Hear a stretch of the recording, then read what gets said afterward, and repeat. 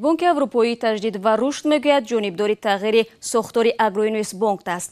Агроинвестбонк яке аз бонкҳои бузурги Тоҷикистон ба шумор меравад, ки аз соли 2014 ба ин ҷониб дучори мушкил шуд.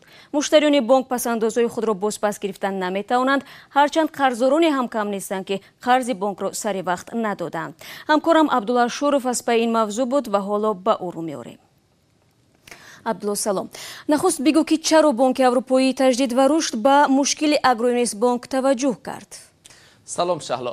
таваҷҷӯҳи бонки аврупоии таҷдид ва рушд ба Агроинвестбонк аз он ҷост, ки ин созмони байналмилалӣ саҳмияҳои Агроинвестбонкро дар ихтиёр дорад ва яке аз саҳмони он ба шумор меравад.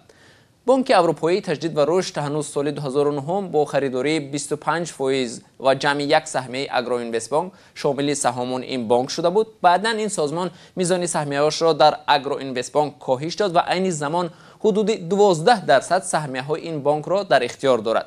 бинобар ин бонки аврупоии таҷдид ва рушд ба фарқ аз дигар бонкҳои дучори мушкил шуда ба тақдири Агроинвестбонк бетараф нест.